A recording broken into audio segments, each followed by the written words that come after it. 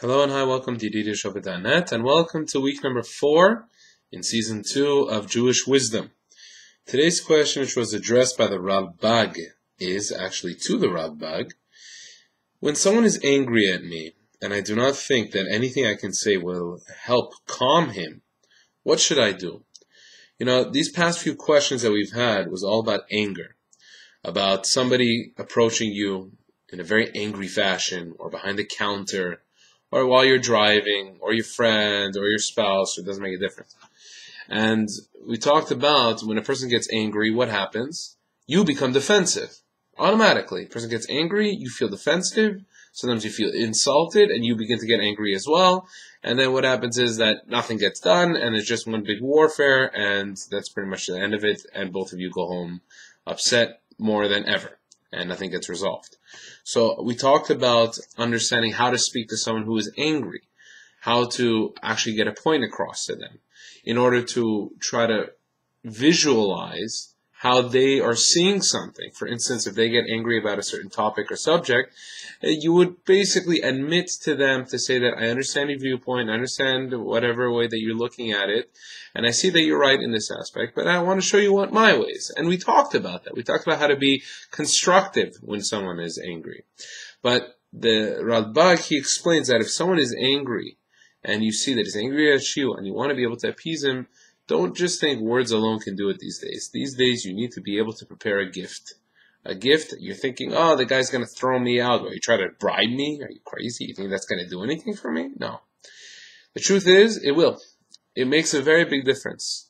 When a person gives a gift, sometimes if you really care about the other person and you do want to actually repair that connection, you would try to do a little bit of research, ask advice on what does that person like. And you try to get that person a little gift, a sorry note, or whatever it is. Obviously, with time, you don't do it the next day after you try to go neck to neck. That doesn't do anything.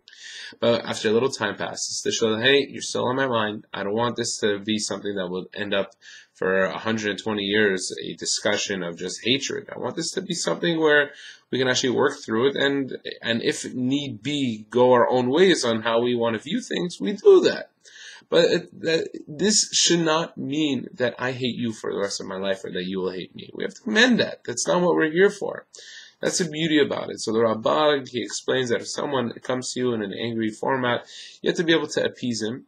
And sometimes I know it's by your own pride gets a hit, because you're saying, why do I have to appease him? He's the one that's angry at me. He should say sorry to me.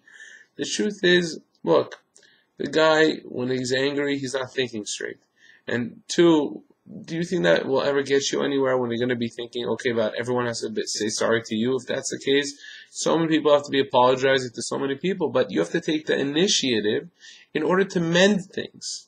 When you look in the Torah, when Jacob, when he had to fight with his brother, the first step he did was he made gifts. When he made gifts, what did Yaakov do? He appeased Esav. He made him happy. Even though that Esav had everything, he had every type of gift possible, it showed that he took a little bit of a higher step in order to make things a little bit more sweeter. That's how we have to view every time that, God forbid, one of us, we fall into a fight or a clash. We have to be able to find a way to appease each other. Because at the end of the day, it's not worth it. And it's just a battle between egos, battle between my life and my perspective that's so important. And the truth is that, most things can be bent. Most things, you're going to forget about it if you really don't pay attention. People don't even know what they're even angry about half the time. They just know, though, I have to be angry. And that's a very, very detrimental, that's a very damaging trait to every character. Bezrat Hashem, we have to be able to work on this trait. We have to be able to work on this character and to actually give a little bit. To put away our ego, to put away our thought of I, and to actually create more of a companionship with each other. I wish you a beautiful day.